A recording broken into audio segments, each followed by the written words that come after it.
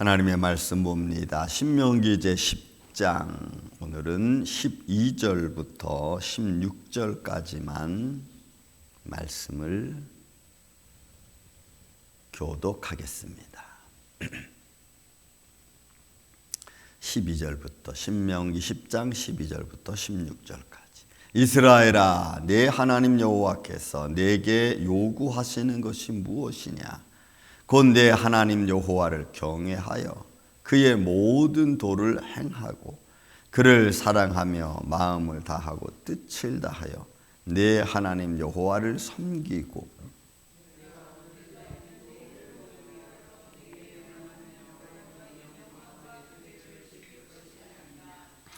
하늘과 모든 하늘의 하늘과 땅과 그 위의 만물은 본래 내 하나님 여호와께 속한 것이로되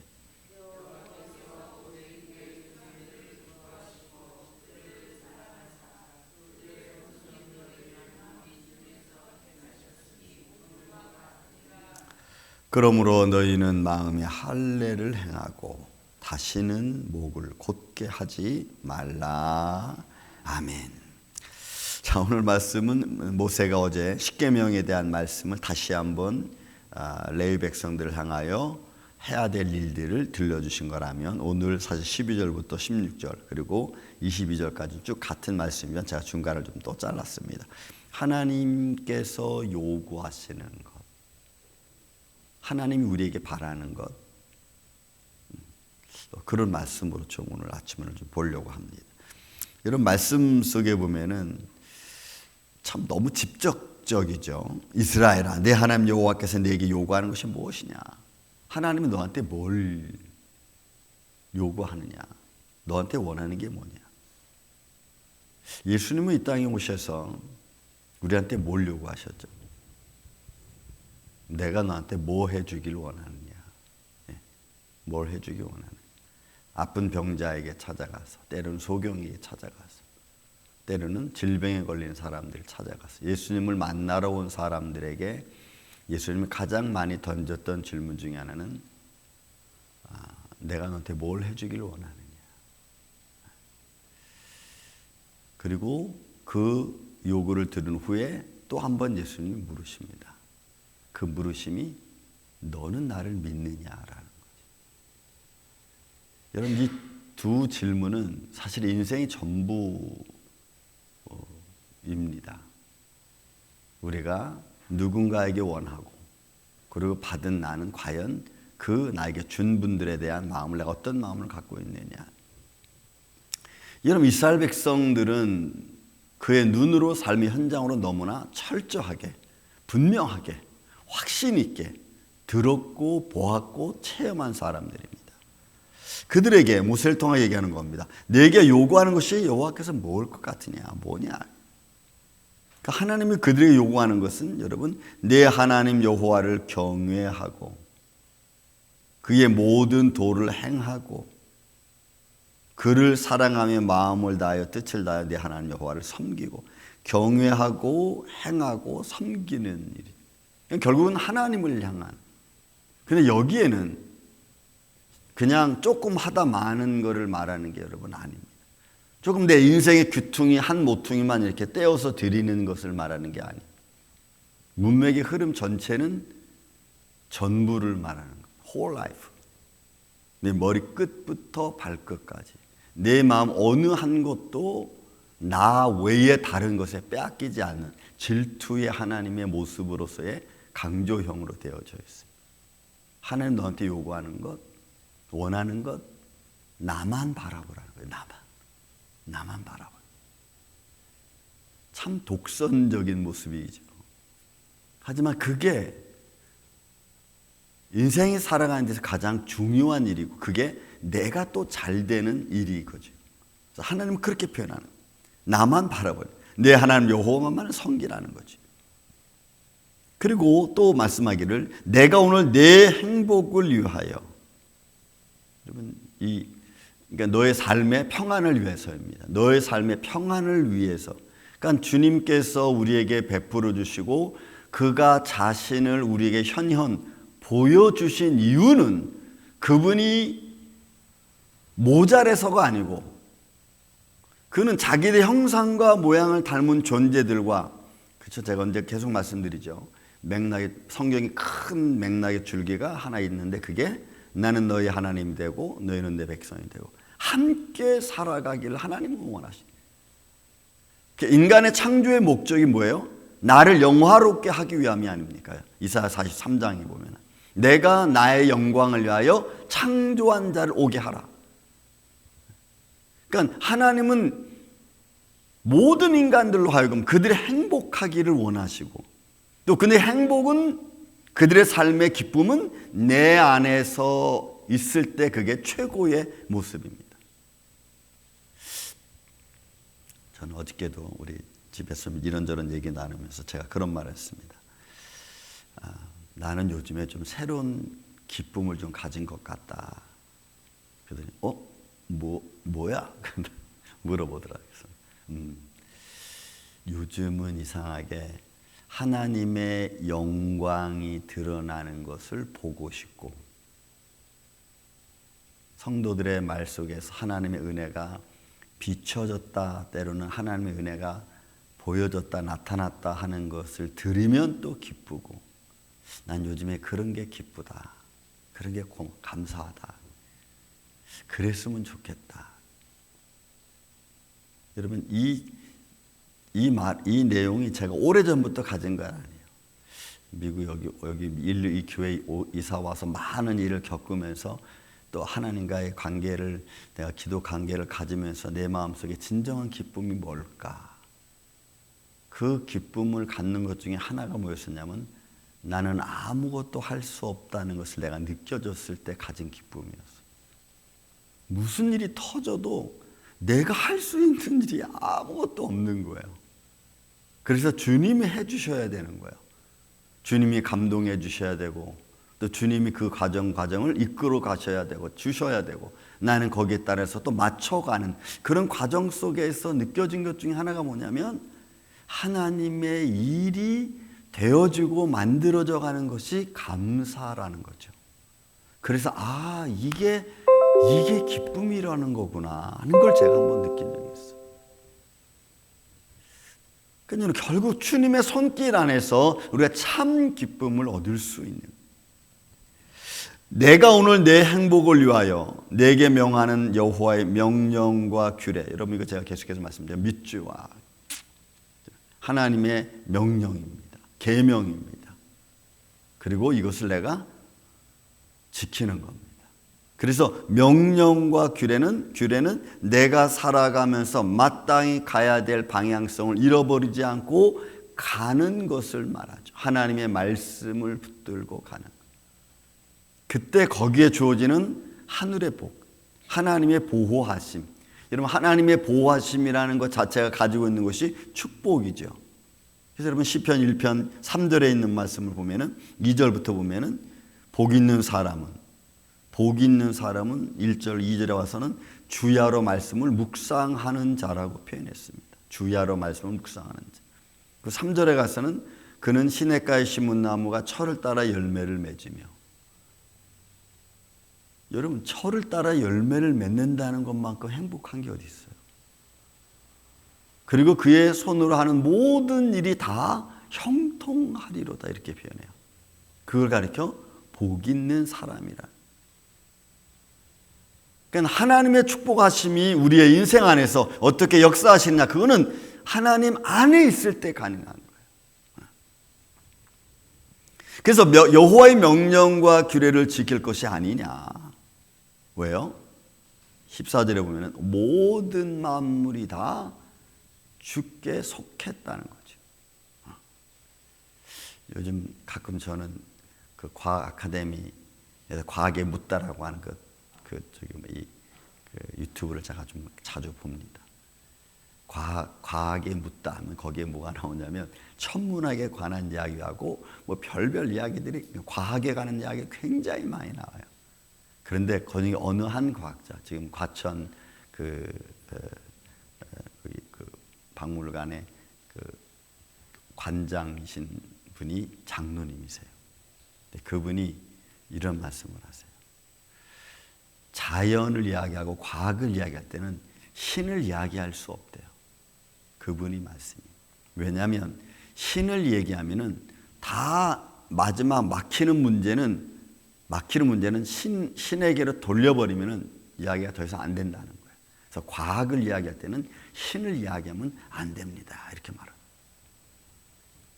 근데 여러분 그 말이 과학계에서는 그렇게 말할 수 있겠지만 사실은 모든 걸 다 하나님이 창조해 놓으신 건데 그 창조해 놓으신 그 과정은 과학은 다 알 수가 여러분 없어요. 근데 성경은 우리에게 뭘 말해요? 하나님이 다 하나님 거라는 거지. 그래서 우리는 그 안에서 하나님의 질서와 하나님의 통제를 발견하는 게 여러분 중요한. 저는 그래서 과학자들이 이렇게 오묘한 하나님의 자연의 질서를 만들어 놓으신 분을 좀 증거할 수 있는 그런 모습을 좀 많이 가졌으면 좀 이렇게 인터뷰를 좀 했으면 좋겠다. 방송을 했으면 좋겠다는 것이 제 그냥 조그만 생각 중에 하나입니다. 너무 오묘한 질서. 공기 중에 있는 산소의 밀도와 질소의 밀도가 여러분 이게 1%만 0.1%만 달라도 불 켜면 폭발해버려요. 지구가 다. 어쩌면 이렇게 정확하게 하나님이 만들어 놓으셨고 밀도를 퍼센트를 정하셨을까? 사람은 할 수 없죠. 하늘과 그 모든 하늘의 하늘과 땅과 그 위의 만물은 본래 내 하나님 여호와께 속한 거다. 사람이 여러분 사람이 한번 숨을 쉬면 들어갈 수 있는 산소량이 우리 피 속에 있는 헤모글로빈과 합쳐가지고 뇌 속으로 다 산소를 공급해주는 양이 여러분 일정해. 그게 일정해요. 근데 그게 일정하지 않으면 여러분 뇌사가 올 수가 있는 거예요. 우리가 여러분 숨을 쉴 때 요만큼만 숨 쉬어야지 이렇게 할 수는 없잖아. 그것이 우리 안에 들어와서 온 피를 통해 가지고 온몸을 다 돌고 그 헤모글로빈이 내 몸을 건강하게 또 만드는 운반체. 어떤 것은 우리 면역체가 돼 가지고 다른 바이러스가 들어오면은 몸을 다 병균으로부터 보호하는 역할을 하고 어떤 또 세포는 또 산소를 우리 눈에 보이지 않는 산소를 또 운반을 해서 머리에 공급해서 살게 하고 이 모든 질서. 그러니까 그 하나님이 우리에게 말씀하시는 게 뭐예요? 여호와께서 내게 요구하시는 것이 뭐냐는 거죠. 그런 여호와의 명령과 규례를 너희가 바로 알고 그 하나님의 말씀을 통해서 법규를 통해서 정해주는 하나님의 방법, 방식, 태도 그 길로 가라는 거죠. 그 하나님을 너는 마음을 다하고 뜻을 다하고 정성을 다해서 섬겨라. 여러분이 섬기는 것은 그냥 굴복하는 거예요. 엎드리는 거예요. 그 앞에만. 근데 우리가 자꾸 이게 안 되게 하는 거죠. 지금 안 되게. 여러분 얼마 전에 어느 목사님의 교회 설교 중에서 이렇게 나왔어요. 요즘에 성경 해석하기 문제가 심각해지고 있습니다. 너도 나도 할 것 없이 다 성경의 성령의 감동을 받아서 성경을 보는 것은 너무 좋습니다. 그때 여러분 성경을 보고 은혜 받는 건 좋은데 그거를 해석할 때는 저도 굉장히 조심스럽습니다. 혹시 그 잘못하면 안 되지. 그런데 요즘은 너도 나도 다 성경을 얼마큼 많이 감동을 받는지 모르겠지만 해석하는데 다 너도 나도. 그래서 제가 이런 것 저런 것 이렇게 보다 보면은 엉망진창이야. 여러분 신학은 그래도 체계가 있습니다. 조직신학이라는 체계를 거쳐가지고 삼위일체 하나님부터 쭉 체계가 있어요.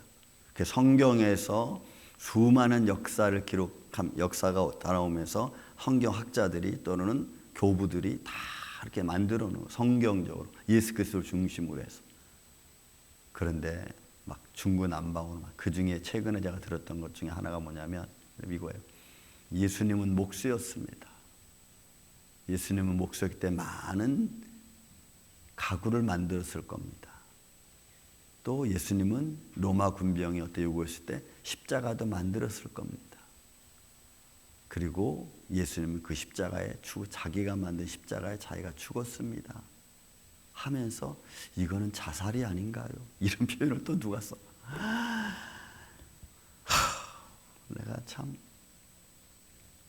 여러분, 우리는 정말로 이제는 성경이 중구난방으로 막 흘러가고 있는 시대입니다. 하나님 무엇을 우리한테 말씀하시고 어떻게 감동하시고 또 그 안에서 우리는 어떻게 행동해야 되는가를 잘 봐야 돼. 이제 성경으로 갈 수밖에 없어. 신학자 젊은 애들한테 물어봤습니다. 저 때는 존 칼빈, 존 낙스 이런 보수주의 신학자들의 신학을 공부를 했습니다. 요즘 젊은이들한테 너는 어떤 신학을 공부하냐 물어봤더니 여러분 뭐라는지 아세요? 걔들은 신학자들의 이론을 요즘은 따라가지 않는데 그래서 데올로직이 요즘엔 없어지고 있대요. 그럼 너희는 뭘 배우니? 배우는 게 없대. 내가 그래서 깜짝 놀랐어. 여러분 신학 체계가 없어지고 있다는 걸 들은 순간 저는 놀랐어요.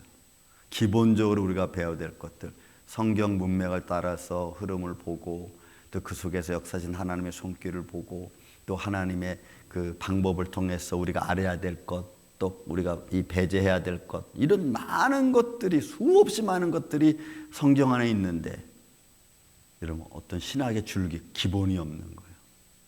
모든 게 하나님 건데 근데 그 모든 건 하나님 거에서 점점 인간은 벗어나고 있다.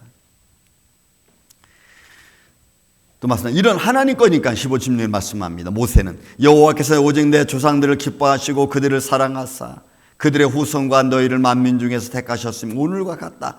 그래서 이런 만민 중에 너희는 비록 너무 작고 연약해서 하나님은 선택해서 자기 기업으로 삼았으니까 너희는 교만하지 말라는. 그래서 16절에 말하는 너희는 마음의 할례를 행하고 다시는 목을 곧게 하지 말라. 여러분 이게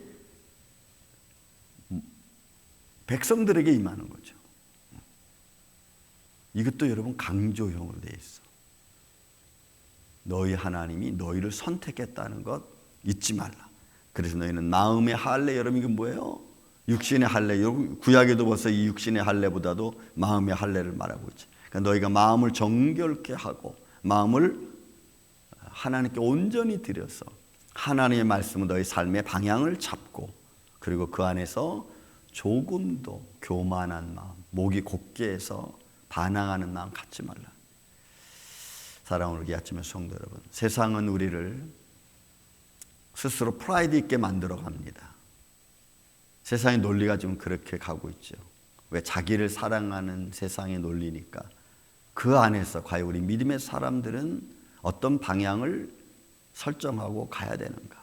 그 방향이 세상의 방향이 아니고 말씀이 우리에게 지도해 주시는 대로 그 방향 안에서 온전히 무릎 꿇고 살아계신 하나님을 바라보고 잊어버리지 않는 그런 믿음의 삶을 오늘도 걸어가시기를 예수님의 이름으로 축원을 드립니다. 사랑과 은혜가 많으신 아버지 하나님, 온 만물이 다 주님의 것인데 우리 인생들은 우리가 조금 교만하면 내 것인 줄로 착각합니다. 우리는 하나님이 내게 주셨고 하나님이 주신 것 가지고 마음껏 누리고 쓰고 또 봉사하고 섬기다가 어느 날 우리가 다시 하나님 앞에 서야 될진데 우리는 내 것이라는 것 때문에 섬기지도 못하고 또 돕지도 못하고 욕심에 치우쳐 살다가 쓰러져가는 이런 연약한 존재들입니다. 주님 우리를 긍휼히 여겨 주옵시고 불쌍히 여겨 주셔서 하나님의 명령과 규례와 법도를 잘 깨달아 그 믿음의 길에서 벗어나지 아니하고 목이 곧은 백성들처럼 행하지 않도록 우리를 붙잡아 주옵소서.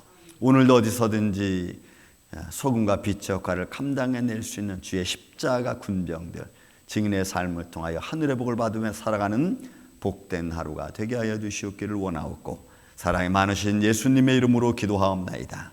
아멘. 하늘의